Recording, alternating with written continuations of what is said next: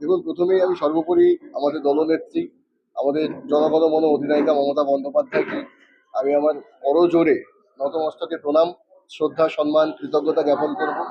আমি কৃতজ্ঞতা, আমার শুভেচ্ছা জ্ঞাপন করব আমাদের সেনাপতি, সর্বভারতীয় তৃণমূল কংগ্রেসের সাধারণ সম্পাদক অভিষেক বন্দ্যোপাধ্যায়কে, যে তারা আমাকে আবারও সেই সুযোগটা করে দিয়েছে। এবার আমাকে প্রার্থী করেছেন জোড়াফুল চিহ্নে, তা হলো করিমপুর থেকে। এবং করিমপুরের আমি কাল থেকেই সবার সঙ্গে যোগাযোগে রয়েছি, এবং আমার দুদিকে দুজন ব্লক সভাপতি রয়েছেন, আরো যারা রয়েছেন তারা তৃণমূল কংগ্রেসের একনিষ্ঠ কর্মী, এবং করিমপুর বিধানসভা কেন্দ্রের একজন সৈনিক। তো সুতরাং বুঝতেই পারছেন, প্রথম মুহূর্ত থেকেই এইসব সৈনিকদের আমি পেয়ে গেছি। আমি একজন সৈনিক, তো খুব স্বাভাবিকভাবে সৈনিক সৈনিক যখন মিলে যায় তখন বলটা আরো বেড়ে যায়, এবং সেই জেতার উন্মাদনা, সেই ইচ্ছাটা আরো অনেকটা বেড়ে গেছে, এবং এটা আমার কাছে অনুপ্রেরণা। এবং শুধুমাত্র আমাদের একটাই অস্ত্র, তা হলো মমতা বন্দ্যোপাধ্যায়ের উন্নয়ন। সেই উন্নয়নটা নিয়ে গিয়ে আমাদেরকে পৌঁছাতে হবে মানুষের দ্বারে। বাংলার মানুষ তারা যথেষ্টভাবে জানেন যে মমতা বন্দ্যোপাধ্যায় যা কথা দিয়েছেন তা তিনি অক্ষরে অক্ষরে পালন করেছেন, বাস্তবে তার প্রতিফলন ঘটেছে। তাই আমরা একটাই মাত্র আমাদের উন্নয়নের অস্ত্র দিয়ে মানুষের কাছে পৌঁছাবো, এবং এটা বোঝাবো যে এই হারমাদ, এই খুনি, এই সন্ত্রাসবাদী, যারা গণতন্ত্রের হত্যাকারী, যারা মানুষকে হত্যা করছে, লাইনে দাঁড় করিয়ে দেশ কেড়ে নিয়েছে, যাদের অস্তিত্ব নিয়ে এখন তারা প্রশ্ন তুলছে, আমার মনে হয় মানুষ যথেষ্টভাবে তাদেরকে গণতান্ত্রিক পদ্ধতিতে 2026-এ জবাব দেবে, বাংলা থেকে উৎখাত করবে, এবং আগামী লোকসভা নির্বাচনে দেশ থেকে উৎখাত করবে। কলকাতা থেকে করিমপুর 230 কিলোমিটার দূরত্ব, ভোটের প্রচারে এবং ভোট পরবর্তীকালে করিমপুরের উন্নয়নে কতটা বাধা হয়ে দাঁড়াবে? না, বাধা তো ভাবছি না, আলটিমেটলি তো আমারই বাংলার মধ্যে। এমন তো নয় যে এখান থেকে আমি গুজরাট যাচ্ছি বা দিল্লি যাচ্ছি।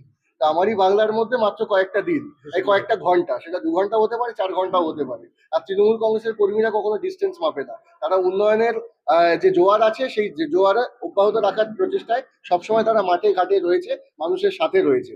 এবং আগামী দিনে উন্নয়ন, যেটা বললাম 100টা আমরা পেয়েছি, আমাদের নেত্রীকে চতুর্থবারে মুখ্যমন্ত্রী যখন পাবো, সেটা 100 থেকে 400 হয়ে যাবে। করিমপুরের উন্নয়নে কোন কোন দিকে নজর দেবেন?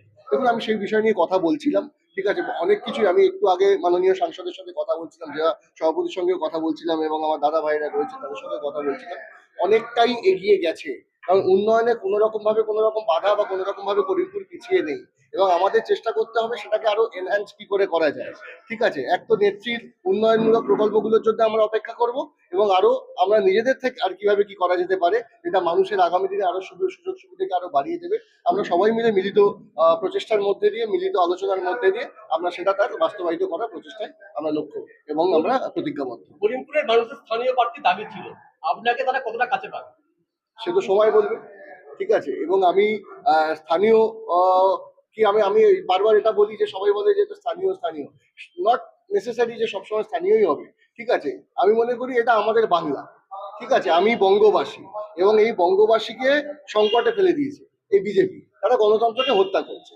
এবং করিমপুরবাসীর কাছে আমার মনে হয় তারাও যথেষ্টভাবে, আমি যে সংস্কৃতিতে বড় হয়েছি, আমি যে শিক্ষায় বড় হয়েছি, আমি যে রীতিনীতি নিয়ে বড় হয়েছি, করিমপুরবাসীও কিন্তু সমানভাবে একইভাবে তারা বড় হয়েছে, তারা একই সেই শিক্ষায়, সেই সংস্কৃতি, সেই শিল্পকে মেনে নিয়েছে। তো সুতরাং এতে আমার মনে হয় না কে বা কারা আপনাদের কাছে তুলে ধরেছে যে সেখানে কোনো রকম বাধা বা রয়েছে বা তারা মেনে নেয়নি। বরঞ্চ আমি তো কালকে অ্যানাউন্স করার পর থেকে একটার পর একটা মানে ফোন করছি, পেছনে আরেকটা ফোন, ফোন করছি, পেছনে একটা ফোন, ফোন রাখারও সুযোগ পাচ্ছি না।